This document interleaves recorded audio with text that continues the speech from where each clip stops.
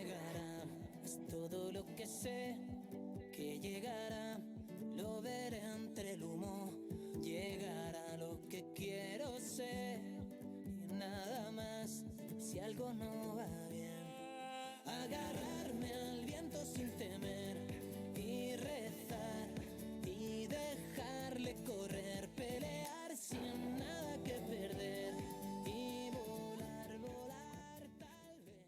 Hola, soy la señora Guzmán. Bienvenidos a la clase de español 3 y 4, donde sus estudiantes aprenderán más de este maravilloso idioma este año. Hi, so welcome into Spanish class. I'm Señora Guzmán. I teach Spanish 3 and 4 this year. Let's start off with just a little bit about me. Lots of study in the language and a master's in teaching from the University of Washington, and then loads of study throughout my life and travel and whatnot. I am pretty passionate about traveling, love to travel to Spanish-speaking countries, and more than anything, excited to share my love of the Spanish language with your students. And so let's talk about why Spanish. Spanish is spoken by so many people in our world, and because of that, then it brings you increased opportunity for career success when you know the language. It does improve your ability to help other people in our globally connected world, and it makes for more meaningful travel opportunities, and just overall being bilingual is good for your brain. In Spanish, we'll continue to work to build on our communicative proficiency, so that's the ability to speak, listen, read, and write in Spanish. This is why language learning is good for your brain, right? There's studies that show your problem-solving ability and memory function increase as you learn a new language. And we work on building a respect for diverse cultures throughout our curriculum.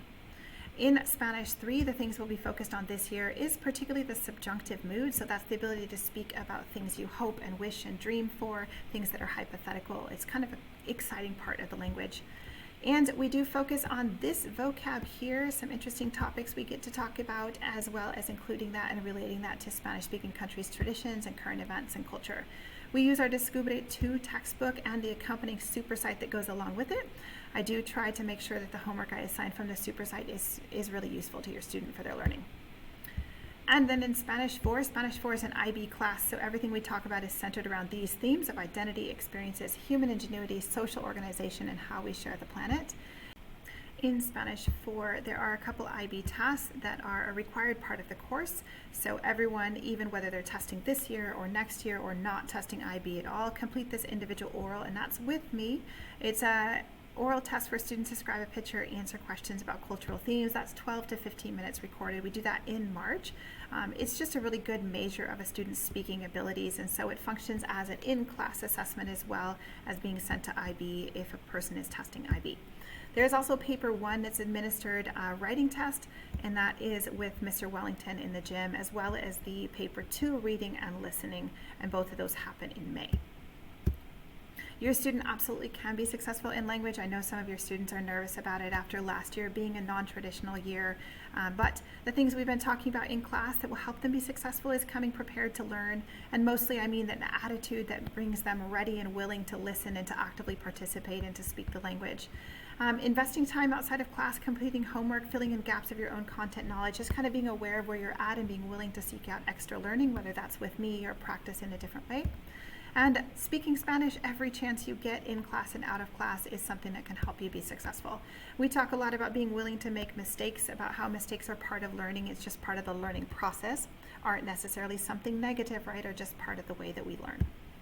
And there are things you could do to help your student if you'd like. You could ask about their homework, check in on them, see how they're doing. Remind them to practice speaking out loud. So you could say like, hey, I can't hear your Spanish homework. Spanish homework should be something that they are speaking. Even if it's a written assignment, they should be speaking words in Spanish out loud. Let them teach you some Spanish, something they're excited about having learned. Let them teach you a couple words. Encourage them to speak Spanish with others. Maybe that's you at the Mexican restaurant being like, hey, could you order my tacos for me in Spanish? And then help them remember to ask for help. It's hard for me to know how to help someone if I don't even know they need help, and so having them come in and be like, hey, I don't get this, or I'm struggling with this, can help me see that they need help even sooner than I might catch it on my own. And so I am available office hours every day till 3 p.m. Advisory is a good time to ask for help, or an email is totally fine, but help them know that it's a good idea to ask for help. And then There are a couple things about grading that might be interesting to you. This is how our grade is broken down this year: is 15% for individual work, that's like homework and individual concept practice, 35% for communication, anything where you are using the language to communicate with somebody else, and 50% for tests and quizzes. Late work, we do prioritize getting work in on time because it helps you learn, helps you not be confused, but 80% if you turn it in by the next class day, 60% of the available credit anytime during the semester, because life is hard sometimes and schedules are complicated, and we do want to value the completion of the activities that are helping you learn. And yes, retakes are available. There's a bit of a process that your student would need to go through to retake, but it can help lower anxiety about testing if you know that there's a second try that you could take advantage of, and it is a good way to improve your grade should you need it. And if you have any questions, you absolutely should let me know. I am so happy to talk you through any worries or concerns you might have. You can see our assignments and daily work and things on Canvas as a parent observer if you'd like. You can also check Skyward for grades and attendance and things like that. You can email me. This is probably the best way to get a hold of me. You could also call, but I absolutely would love to hear from you if you've got any concerns, any questions, anything I can help with. All right, ciao muchachos, have a good night.